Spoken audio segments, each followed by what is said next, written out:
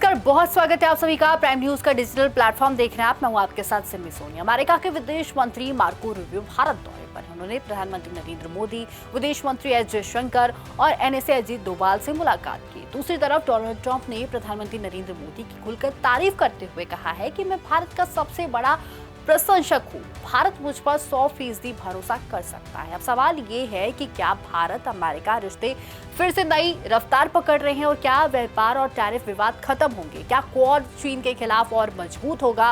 और सबसे बड़ा सवाल कि ईरान डील और तेल की राजनीति में भारत को क्या फायदा होने वाला है? सबसे पहले जानते हैं कि मार्को रूबियो का भारत दौरा आखिर इतना महत्वपूर्ण क्यों है। सबसे पहले समझते हैं कि ये दौरा इतना बड़ा क्यों माना जा रहा है। अमेरिकी विदेश मंत्री मार्को रूबियो 23 मई से 4 दिन के भारत दौरे पर है। ये उनका पहला आधिकारिक भारत दौरा है।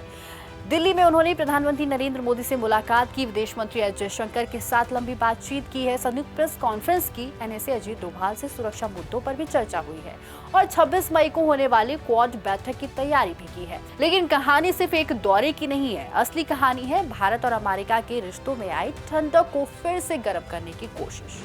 अब जानते हैं कि आखिर पिछले कुछ महीनों में रिश्तों में तनाव क्यों आया। अब ये समझना जरूरी है कि आखिर रिश्तों में तनाव क्यों आया था। पिछले कुछ समय से 3 बड़े मुद्दे सामने आए थे। पहला मुद्दा टैरिफ यानी कि अतिरिक्त टैक्स। अमेरिका ने भारत के कई उत्पादों पर ज्यादा शुल्क लगा दिया था। इसका असर भारतीय कंपनियों और निर्यात पर पड़ा। भारत को लगा कि अमेरिका अपने फायदे को ज्यादा प्राथमिकता दे रहा है। दूसरा मुद्दा रूस से तेल खरीद। भारत रूस से सस्ता तेल खरीद रहा है, लेकिन अमेरिका चाहता है कि भारत रूस पर कर निर्भर रहे। यहीं से दोनों देशों के बीच असहजता बढ़ी है। तीसरा मुद्दा ईरान और पश्चिमी एशिया। ईरान के साथ तनाव बढ़ने से तेल सप्लाई प्रभावित हुई है। भारत जैसे देश के लिए ये बड़ा खतरा है, क्योंकि भारत अपनी जरूरत का ज्यादातर तेल बाहर से खरीदता है। यानी कि साफ है कि दोस्ती बनी रहे, लेकिन भरोसे में थोड़ी कमी जरूर आई है। और अब मार्को रूबियो का दौरा उसी ट्रेड डेफिसिट को कम करने की कोशिश माना जा रहा है। अब जानते हैं कि जयशंकर और रूबियो की मुलाकात में क्या हुआ। अब बात उस बैठक की जिस पर पूरी दुनिया की नजर थी। विदेश मंत्री एस जयशंकर और मार्को रूबियो की बातचीत में कई बड़े मुद्दे उठे थे। पहला मुद्दा था व्यापार। दोनों देशों के ने कहा है कि जो ट्रेड डील हो सकती है, यानी कि टैरिफ कम हो सकते हैं, व्यापार बढ़ सकता है, कंपनियों को राहत मिल सकती है। दोनों देशों का लक्ष्य है $500 बिलियन का व्यापार। दूसरा, रक्षा और सुरक्षा। भारत और अमेरिका पहले से रक्षा सहयोग बढ़ा रहे हैं। अब संयुक्त और सैन्य अभ्यास, रक्षा तकनीक, हथियारों की खरीद, समुद्री सुरक्षा, इन सब पर और तेजी आ सकती है। तीसरी अगर बात करें आतंकवाद, जयशंकर ने साफ कहा आतंकवाद पर जीरो टॉलरेंस होना चाहिए, यानी कि आतंकवाद के खिलाफ बिल्कुल नरमी नहीं। भारत और अमेरिका दोनों इस मुद्दे पर साथ काम करना चाहते हैं। चौथा है एआई और टेक्नोलॉजी। दोनों देशों ने सेमीकंडक्टर, आर्टिफिशियल इंटेलिजेंस यानी कि एआई टेक्नोलॉजी, सप्लाई चेन जैसे क्षेत्रों में सहयोग बढ़ाने की भी जो बात है वो कही। अब जानते हैं कि आखिर ट्रंप ने मोदी की इतनी तारीफ क्यों की।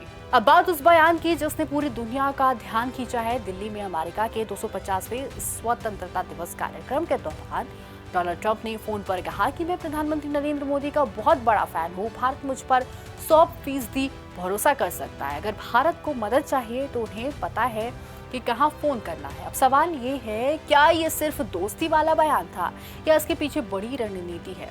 आसान भाषा में अगर समझे तो ट्रंप और मोदी की केमिस्ट्री पहले से काफी मजबूत मानी जाती है। दोनों नेताओं ने बड़े सार्वजनिक कार्यक्रम किए हैं, एक दूसरे को दोस्त कहा और व्यक्तिगत रिश्तों को मजबूत बनाया। अंतर्राष्ट्रीय राजनीति में व्यक्तिगत रिश्ते बहुत मायने रखते हैं, क्योंकि जब नेताओं के रिश्ते अच्छे होते हैं तो बड़ी डील करना आसान हो जाता है।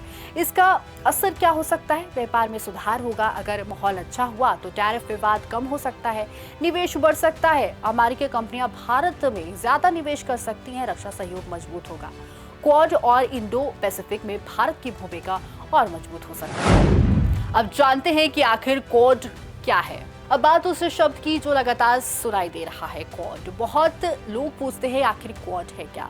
क्वाड यानी कि 4 देशों का समूह, भारत, अमेरिका, जापान और ऑस्ट्रेलिया। इसका मुख्य उद्देश्य है हिंद प्रशांत क्षेत्र को सुरक्षित और संतुलित रखना। क्वाड क्यों बना? क्योंकि चीन की बढ़ती ताकत को लेकर इन चारों देशों को चिंता है, विशेषकर दक्षिण चीन सागर, समुद्री सुरक्षा, व्यापारिक रास्ते, सैन्य गतिविधियां। इन मुद्दों पर क्वाड साथ मिलकर काम करना चाहते हैं। रूबियो का दौरा क्वाड से कैसे जुड़ा है? 26 मई को नई दिल्ली में क्वाड बैठक होनी है और माना जा रहा है कि रूबियो का पूरा दौरा उसी बैठक के लिए ग्राउंड वर्क तैयार करने जैसा है। ईरान डील और भारत को क्या फायदा होगा? अब आते हैं सबसे जरूरी हिस्से पर, ईरान डील। देखिए, दुनिया की अर्थव्यवस्था तेल पर चलती है और तेल का सबसे बड़ा रास्ता है स्ट्रेट ऑफ हॉर्मुज। अगर यहाँ तनाव बढ़ता है तो पूरी दुनिया में तेल महंगा हो जाता है। अभी क्या हो रहा है? अमेरिका और ईरान के बीच बातचीत आगे बढ़ने के संकेत मिल रहे हैं और अगर समझौता हो गया तो तेल सप्लाई सामान्य हो सकती है, कीमतें कम हो सकती है, वैश्विक महंगाई कम हो सकती है। अमेरिका क्या चाहता है उस पर भी नजर डाल लेते हैं। अमेरिका चाहता है कि भारत अमेरिका से ज्यादा तेल खरीदे, रूस पर निर्भर रहे, लेकिन भारत की नीति साफ है, जहां से सस्ता और भरोसेमंद तेल मिलेगा भारत वहां से खरीदेगा। क्या भारत अमेरिका के बहुत करीब जा रहा है? अब सबसे बड़ा राजनीतिक सवाल, क्या भारत पूरी तरह से अमेरिका के साथ जा रहा है? जवाब है नहीं। भारत की विदेश नीति हमेशा से यही रही है, स्ट्रैटेजिक ऑटोनॉमी, यानी कि भारत अपने फैसले खुद लेगा। उदाहरण के लिए भारत अमेरिका से दोस्ती रखता है, रूस से भी संबंध रखता है, ईरान से भी बातचीत करता है, यानी कि भारत किसी एक खेमे में पूरी तरह नहीं जाना चाहता।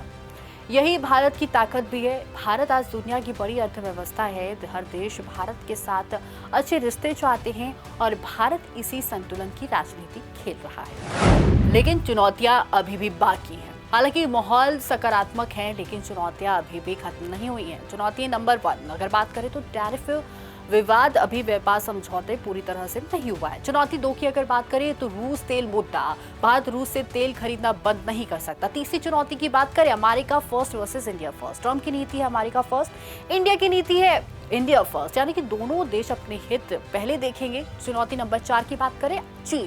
क्वाड मजबूत होगा तो चीन की प्रतिक्रिया भी आ सकती है। तो कुल मिलाकर तस्वीर क्या बनती है? मार्को रूबियो का भारत दौरा सिर्फ एक औपचारिक यात्रा नहीं है, ये रिश्तों को सुधारने, भरोसा बढ़ाने, व्यापार मजबूत करने, क्वाड को नई रफ्तार देने और ऊर्जा सुरक्षा पर सहयोग बढ़ाने की एक बड़ी कोशिश निकलकर सामने आ रही है। वहीं डोनाल्ड ट्रंप का मोदी की तारीफ करना भी एक बड़ा राजनीतिक संकेत माना जा रहा है। लेकिन असली परीक्षा तो अब होनी है। ट्रेड डील, ऊर्जा समझौते, रक्षा सहयोग और क्वाड की अगली रणनीति में अगर आने वाले महीनों में ठोस समझौते होते हैं तो भारत अमेरिका संबंध एक नए दौरे में प्रवेश कर सकता है। तो वहीं ऐसे तमाम बड़े अपडेट्स के लिए प्राइम न्यूज़ के डिजिटल प्लेटफॉर्म को जरूर फॉलो करें।